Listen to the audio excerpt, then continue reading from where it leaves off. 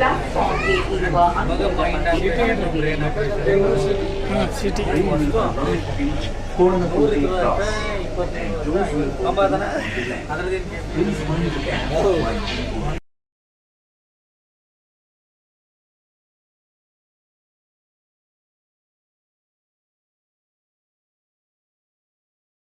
ಕವಿತೆ, ಸಾಂಸ್ಕೃತಿಕ ಚಟುವಟಿಕೆಗಳು ಎಲ್ಲಿ ನೋಡಿದ್ರು ಹುಲಿಶೇಖರ್.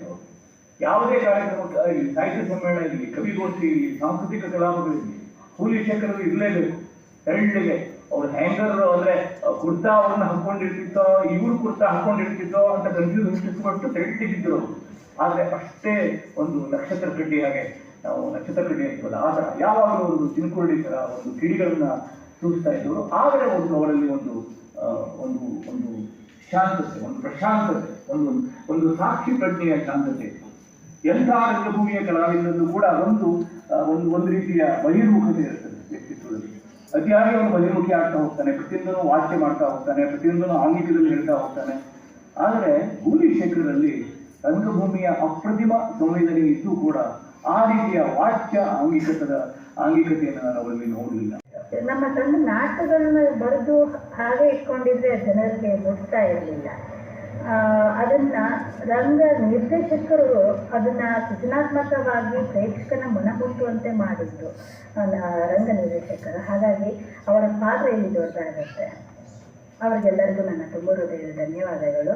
ಕೊನೆಯದಾಗಿ ನಮ್ಮ ತಂದೆಯವ್ರದ್ದು ಅಭಿನಂದನಾ ಗ್ರಂಥ ಬಿಡುಗಡೆ ಆಗ್ತಾ ಇದೆ, ಹೂಲಿ ರಂಗಶಿಖರ.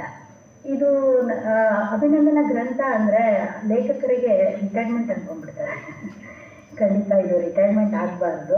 ನಮ್ಮ ತಂದೆಯವ್ರಿಗೆ ಅದನ್ನೇ ಮಾತು ಹೇಳಿದ್ದೀನಿ, ಇದು ರಿಟೈರ್ಮೆಂಟ್ ಅಲ್ಲ, ನಿನ್ನ ಉತ್ಸಾಹಕ್ಕೆ ಇನ್ನೊಂದು ರೆಕ್ಕೆ ಕಟ್ಟಿದ ಹಾಗೆ. ದಯವಿಟ್ಟು ಇನ್ನೊಂದು ಕೃತಿ ಜಾಸ್ತಿ ಬರಬೇಕು. ಅವರ ಆತ್ಮಚರಿತ್ರೆ, ಕಾರ್ಯ ಕಲಿಯ ಕಥೆಗಳು ಆದಷ್ಟು ಬೇಗ ಸಿದ್ಧವಾಗಲಿ ಅಂತ ಶುಭ ಹಾರೈಸ್ತಾ ನನ್ನ 2 ಮಾತು ಮುಗಿಸ್ತೀನಿ. ಧನ್ಯವಾದಗಳು.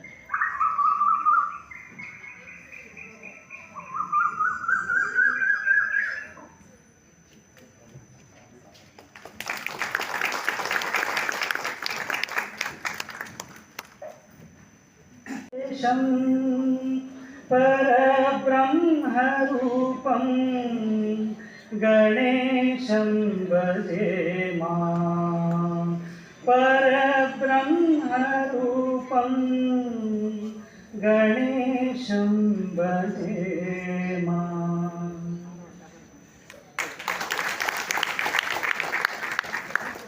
ಧನ್ಯವಾದಗಳು. ಪ್ರಾರ್ಥನೆಯನ್ನು ನೀಡಿ ಸಭೆಗೆ ಏಕಾಗ್ರತೆಯನ್ನು ನೀಡಿದಂಥ ಶ್ರೀ ಪ್ರದೀಪ್ ಆರ್ ರವರಿಗೆ ಧನ್ಯವಾದಗಳು. ಶ್ರೀಯುತರು ಹುಲಿಶೇಖರ್ ಅವರ ಕಿರಿಯ ಅಳಿಯಂದರು ಆಗಿರ್ತಾರೆ. ಅವರು ಶ್ರೀ ಹುಲಿಶೇಖರ್ ಅವರ ನಾಟಕದ 2 ಸಣ್ಣ ರಂಗಗೀತೆಯನ್ನು ಸಹಿತ ಈ ಒಂದು ಸಂದರ್ಭದಲ್ಲಿ ನೀಡಲಿದ್ದಾರೆ. ರಂಗಗೀತೆಗಾಗಿ ಆಹ್ವಾನಿಸೋಣ.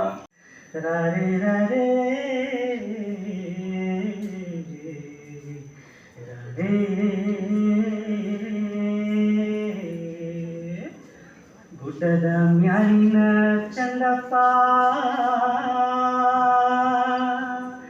ಅಂಗಿಯಾಕ ತೊಟ್ಟಿಲ್ಲ, ಅಂಗಿಯಾಕ ತೊಟ್ಟಿಲ್ಲ, ಅಂಗಿಯಾಕ ತೊಟ್ಟಿಲ್ಲ. ಗುಡ್ಡದ ಮ್ಯಾಲಿನ ಚಂದಪ್ಪ ಅಂಗಿಯಾಕ ತೊಟ್ಟಿಲ್ಲ, ಅಂಗಿಯಾಕ ತೊಟ್ಟಿಲ್ಲ, ಅಂಗಿಯಾಕ ತೊಟ್ಟಿಲ್ಲ.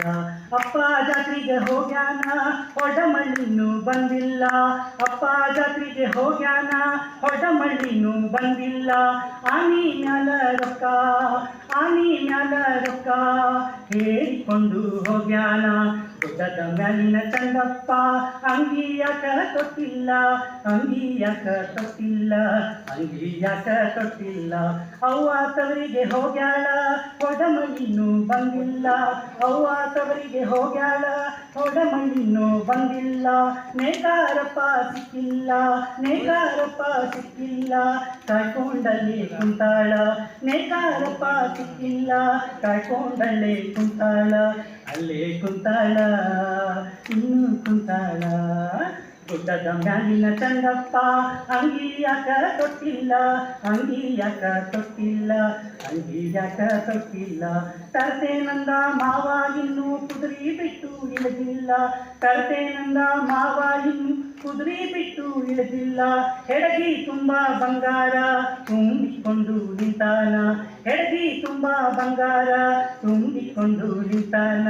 ಕುದುರೆ ಮ್ಯಾಲ ಕುಂತಾನ ಇನ್ನು ಕುಂತಾನ, ಕುದುರೆ ಮ್ಯಾಲ ಕುಂತಾನ ಇನ್ನು ಕುಂತಾನ. ಗುಡ್ಡದ ಮ್ಯಾಲಿನ ಚಂದಪ್ಪ ಅಂಗಿಯಾಕ ತೊಟ್ಟಿಲ್ಲ, ಅಂಗಿಯಾಕ ತೊಟ್ಟಿಲ್ಲ, ಅಂಗಿಯಾಕ ತೊಟ್ಟಿಲ್ಲ, ಅಂಗಿಯಾಕ ತೊಟ್ಟಿಲ್ಲ.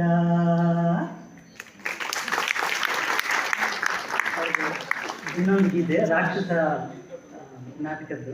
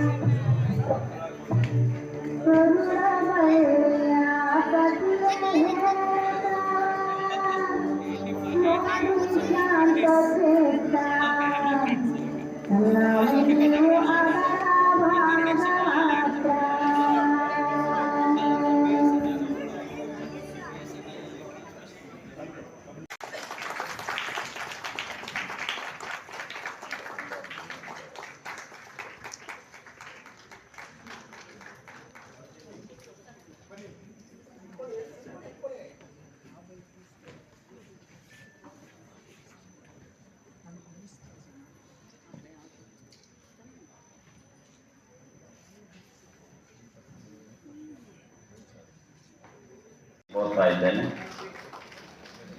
ದಯವಿಟ್ಟು ಇತರೆ ಗಣ್ಯರು ಅವ್ರನ್ನ ಸೇರ್ಕೋಬೇಕು ಅಂತ ಹೇಳಿ ಕೋರ್ತಾ ಇದ್ದೇನೆ.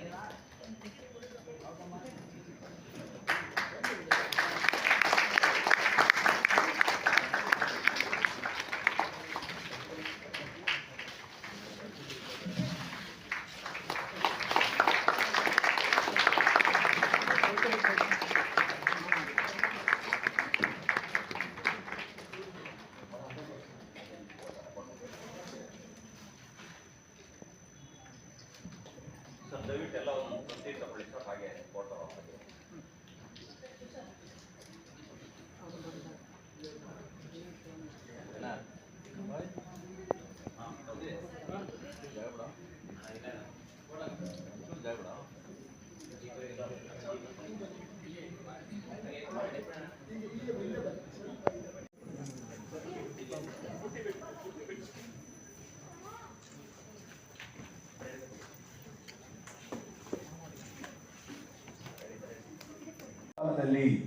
ಅನ್ನುವಂತಹ ಸಿನಿಮಾವನ್ನು ಕಾರ್ನಾಡರು ಮಾಡ್ತಾ ಇದ್ರು. ಅದಕ್ಕೆ ಅಸೋಸಿಯೇಟ್ ಡೈರೆಕ್ಟರ್ ಆಗಿ ನಾನಿದ್ದೆ.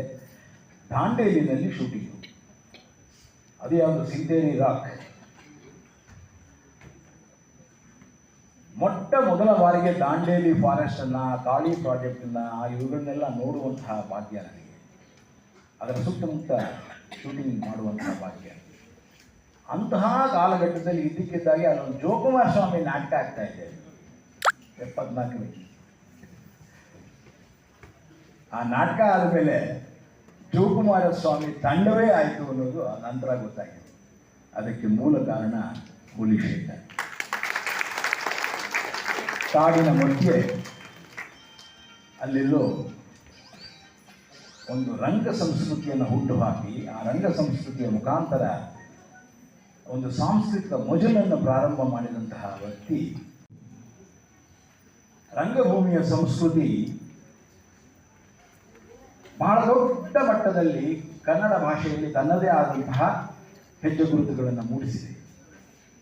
ಅದರಲ್ಲೂ ಮುಖ್ಯವಾಗಿ ಉತ್ತರ ಕರ್ನಾಟಕದ ಭಾಷೆಯನ್ನು ಬಳಸಿರುವಂತಹ ಹಲವು 10 ಮಹನೀಯರನ್ನು ಇಲ್ಲಿ ಜ್ಞಾಪಿಸ್ಕೊಳ್ತೇನೆ. ದ ರಾ ಬೇಂದ್ರೆ, ಜಿ ಬಿ ಜೋಶಿ, ಚಂದ್ರಶೇಖರ್ ಕಂಬಾರ್, ಗಿರೀಶ್ ಕಾರ್ನಾಡ್, ಗೋಪಾಲ ವಾಜಪೇಯಿ ಹಾಗೂ ಹುಲಿ ಶೇಖರ್.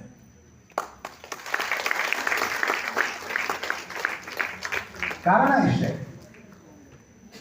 ಇಡೀ ಕರ್ನಾಟಕ ಏಕೀಕರಣದ ನಂತರದಲ್ಲಿ ಭಾಷೆಗೆ ಅದರದೇ ಆದಂತಹ ಒಂದು ಸೊಗಡು ಇದೆ ಅನ್ನುವುದನ್ನು ಒಪ್ಪಿಕೊಳ್ಳಲಾರದ ಮನಸ್ಥಿತಿಯಲ್ಲಿದ್ದಾಗ ಬಾಂಬೆ ಕರ್ನಾಟಕ, ಹೈದರಾಬಾದ್ ಕರ್ನಾಟಕ, ನಮ್ಮಲ್ಲಿ ಈ ರೀತಿಯ ಕೀಳರಿಮೆಗಳಿದೆ. ಧಾರಾವಾಹಿ ಸಂಸ್ಕೃತಿ ಅಥವಾ ಸಿನಿಮಾ ಸಂಸ್ಕೃತಿ ಅಂದ ಕೂಡಲೇ ನಮ್ಮಲ್ಲಿ ಅದನ್ನು ಹಾಗೆ ಎಷ್ಟೋ ಸಲ ನಟ ನಟಿಯರ ಬಗ್ಗೆಗೂ ನಿಮಗೆ ಇದಿರುತ್ತೆ, ಅವನ ಅಯ್ಯೋ ಇಲ್ಲೇ ಓಡಾಡ್ತಾ ಇರ್ತಾನಲ್ವ ಅಂತ. ಅವನ ಯಾವಾಗಲೂ ಕಾರಲ್ಲಿ ಓಡಾಡ್ತಾ ನೋಡಿದ್ರೆ ಆವಾಗ ಮಾತ್ರ ಗಾಬರಿ ಆಗುತ್ತೆ, ಅಯ್ಯೋ ನೋಡಿ ನಿನ್ನೆ ಇಲ್ಲೇ ಫುಟ್ಪಾತಲ್ಲಿದ್ದ, ಈಗ ನೋಡಿದ್ರೆ ಅವರು ನಮ್ಗೆ ಕಾರ್ ಹೊಡ್ಕೊಂಡು ಹೋಗ್ತಿದ್ದಾನೆ ಅಂತ ಅವನ ಬಗ್ಗೆ ಈರ್ಷ್ಯೆ ಬರುತ್ತೆ, ನಿಮಗೆ ಜಲಸ್ ಆಗುತ್ತೆ. ಆದರೆ ಅವನ ಪರಿಶ್ರಮವನ್ನು ಗಮನಿಸೋಲ್ಲ. ಇಲ್ಲೂ ಕೂಡ ಅದ್ಭುತವಾದ ಸಾಹಿತ್ಯವನ್ನು ಧಾರಾವಾಹಿಯ ಸಂಸ್ಕೃತಿಗೆ ಕೇವಲ ಒಂದು ಮೂಡಲಮನೆ ಅಲ್ಲ, ಇದನ್ನು ಅರ್ಥ ಮಾಡ್ಕೋಬೇಕು ನೀವು. ನನ್ನದೇ ಆದಂತಹ ಗೆಳತಿ, ಮಹಾಮಾಯಿ, ಅಪ್ಪ, ನೆಲಮುಗುಲು, ಆ ಊರು, ಈ ಊರು. ಹುಲಿ ಶೇಖರ್ ಅವರು ಅದರ ಪಾರ್ಟ್ ಅಂಡ್ ಪಾರ್ಸಲ್. ನನಗೆ ಒಂದು ಟೀಮ್ ಇತ್ತು ಯಾವಾಗ ಅನ್ನೋದನ್ನು ಗಮನಿಸಬೇಕಾದಂಥ ಅಂಶ. ಒಂದು ಸಾಹಿತ್ಯ ಸಂಸ್ಕೃತಿಯ ಹಲವು ಆಯಾಮಗಳಲ್ಲಿ ಕೆಲವರು ಕತೆ ಬರೀತಾರೆ, ಕೆಲವರು ಕವನ ಬರೀತಾರೆ, ಕೆಲವರು ನಾಟಕ ಬರೀತಾರೆ, ಕೆಲವರು ಪ್ರಬಂಧಗಳನ್ನು ಬರೀತಾರೆ, ಕೆಲವರು ಅನಿಸಿಕೆಗಳನ್ನು ಬರೀತಾರೆ. ಒಟ್ಟಿನಲ್ಲಿ ಸಾಹಿತ್ಯಿಕ ಪರಂಪರೆಯ ಹಲವು ಮಜುಲುಗಳಲ್ಲಿ, ಹಲವು ಟಿಸಿಲುಗಳಲ್ಲಿ ಧಾರಾವಾಹಿ ಸಂಸ್ಕೃತಿಗೆ ಬರೆಯುವುದು ಕೂಡ ಒಂದು ಅದ್ಭುತವಾದಂತಹ ಕಲೆ, ಅದ್ಭುತವಾದಂತಹ ಸಾಹಿತ್ಯ. ನಮ್ಮಲ್ಲಿ ಸಾಕಷ್ಟು ಜನಕ್ಕೆ ಒಂದು ಕೀಳರಿಮೆ ಇರುತ್ತೆ. ಯಾವ ರೀತಿಯ ಕೀಳರಿಮೆ? ಲೇಖಕರು, ಅದರಲ್ಲೂ ಕವಿಗಳು ಬಹುಮುಖ್ಯವಾಗಿ ಕವನ ಸಂಕಲನಗಳನ್ನು ತಂದಾಗ ಮಾತ್ರ ಕವಿಗಳು ಅದನ್ನು ವಿಮರ್ಶಕರು ಓದಿ ಅದು ವಿಮರ್ಶನೆ ಮಾಡಿದಾಗ ಮಾತ್ರ ಅವರು ಸಾಹಿತಿ, ಕವಿ ಅನ್ನುವುದು. ಹಾಗಾಗಿ ಎಷ್ಟೋ ಸಲ ಸಿನಿಮಾಗೆ ಯಾರಾದರೂ ಸಂಗೀತ ಅಥವಾ ಸಾಹಿತ್ಯ ಬರೆದರೆ, ಅದರಲ್ಲೂ ಕವನಗಳನ್ನು ಬರೆದರೆ ಆ ಸಿನಿಮಾ ಕವನನಾ ಅಂತ ಅಂದುಕೊಂಡು ಅವರು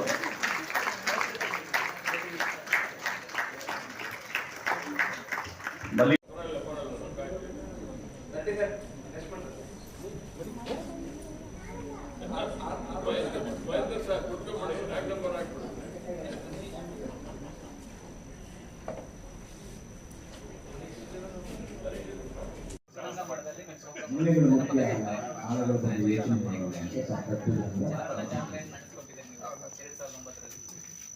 ಆದರೆ ಸಾಂಸ್ಕೃತಿಕವಾಗಿ ಯಾವ ನೆಲೆಗಟ್ಟೆ